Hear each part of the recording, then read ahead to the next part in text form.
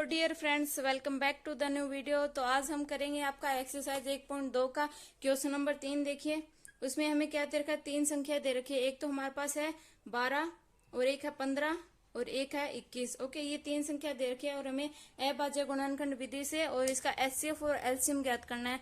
तो अभाज्य गुणनखंड विधि मैंने आपको बताया था कि जिसके 12 का हम 2 पे करेंगे तो 6, फिर 2 पे करेंगे तो 3, फिर 3 पे जाएगा 1। तो 12 का जो अभाज्य गुणनखंड आएगा वो क्या आएगा, 2 की पावर 2 इंटू 3। ओके, इस तरीके से आपको एग्जाम में ये करके नहीं बताना, आप सीधा ऐसे भी लिख सकते हैं। तो देखिए 12 का क्या होगा, 2 की पावर 2 इंटू 3।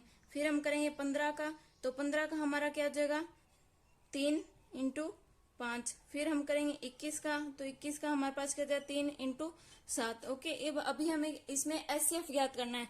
तो एचसीएफ क्या होगा, इसमें जो उभयनिष्ठ है, उभयनिष्ठ इसमें हमारे पास क्या 3 है। ओके, तो 3 की सबसे छोटी घात यहाँ पे क्या है, 1, तो हम 3 ही लेंगे। तो एचसीएफ हमारा क्या जाएगा, 3। अभी देखिए हमें एलसीएम ज्ञात करना है। तो एलसीएम में क्या होगा, जो प्रत्येक अभाज्य गुणनखंड है, जो प्रत्येक अभाज्य गुणनखंड है उसकी अधिकतम घात। ओके, तो 2 की अधिकतम घात क्या है, 2 इंटू में 3 इंटू में 5 और इंटू 7। तो इसको सोल्व करेंगे तो 4 इंटू 3 इंटू 5 इंटू 7। ओके, तो हमारा जो एलसीएम आएगा वो क्या आएगा, 420। तो ये हमें बताना था। और हमने पीछे ऐसे किया था कि अगर आपको दो संख्या दे रखी हो तो आप एचसीएफ ए बी इंटू जो एलसीएम आपको अगर सत्यता जांच करने के लिए बोले तो हम इस फॉर्मूले का यूज करते थे। ओके, पर आपको तीन संख्या दे दी ए बी सी, तो आपको ये कभी भी एक इक्वल नहीं होगा। HCF into LCM not equal to A into B. Okay, ये फॉर्मूला इसमें कभी यूज नहीं होगा, ये बराबर नहीं हो सकते। ओके, सेकेंड पार्ट देखिए इसी का। नेक्स्ट देखिए 17, 23 और 29, ये बिल्कुल इजी है। तो 17 का हमारे पास क्या हो जाएगा, 17 इंटू 1। ओके, और 23 का होगा हमारे पास 23 इंटू 1।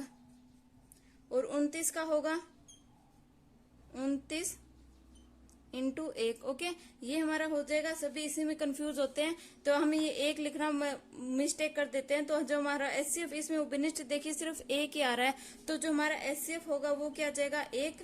और इसमें हम एलसीएम ज्ञात करेंगे। तो देखिए जो हमारे सभी जो प्रत्येक अभाज्य गुणनखंड है उसकी जो अधिकतम घात क्या होगी वो हमें लेनी होगी। तो एक तो कोई फर्क नहीं पड़ेगा, तो 17 की पावर 1 इंटू 23 की पावर 1 इंटू 29 की पावर 1। ओके, इंटू में 1। तो इसका हम मल्टीप्लाई कराएंगे तो हमारे पास जो एलसीएम आएगा वो क्या आएगा, 11,339। ओके, ये हमारा एलसीएम आ जाएगा। और यही हमें बताना था कि आपको तीन संख्या दे रखी है, इसका अभाज्य गुणनखंड किया और एचसीएफ और एलसीएम ज्ञात किया। ओके, ये इजी सा क्वेश्चन था। नेक्स्ट एक लास्ट और है, वो है आपको जो थर्ड पॉइंट दे रखा है वो देखिए।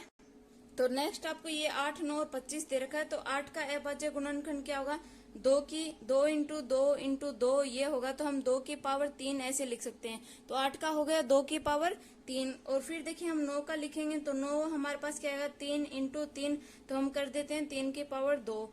फिर देखिए 25 क्या होगा, 5 इंटू 5। तो हम करेंगे 5 की पावर 2।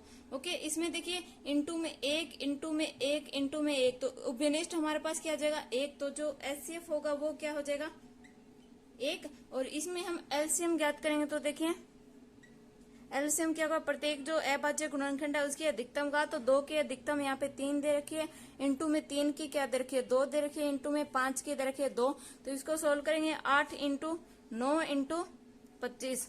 तो इसका आप मल्टीप्लाई कराओ तो अब हमारे पास एलसीएम क्या आएगा, 1800। ओके, यही आपको बताना था। एक लास्ट क्वेश्चन और है जिसमें आपको एचसीएफ दे रखा है और एलसीएम ज्ञात करना है। ओके, तो वो देखिए।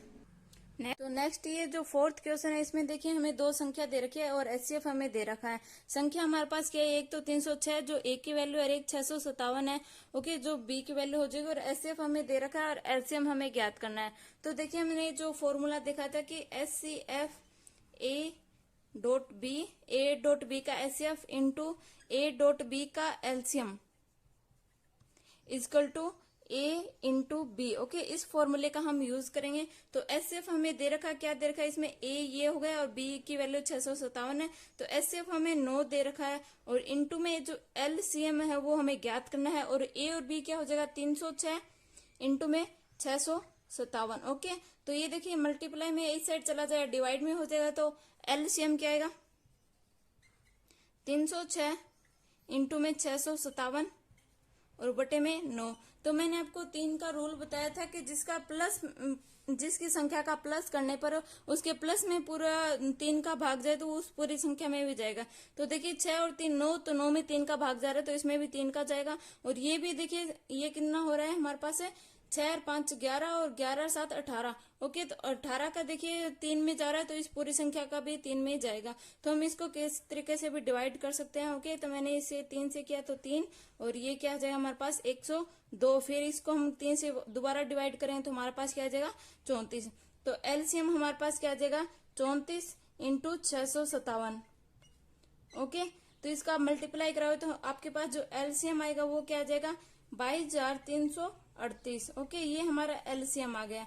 तो देखिए हमें एचसीएफ दे रखा हो या फिर एलसीएम, आप इस फॉर्मूले का यूज करोगे और आपको जो संख्या दे रखे उसकी मल्टीप्लाई में उसको डिवाइड में ले जाओगे। ओके, आपका जो एचसीएफ या फिर एलसीएम जो भी पूछ रखा है वो हो जाएगा। और आज के लिए सिर्फ इतना ही। आपको अच्छा लगे तो like share and subscribe. Bye.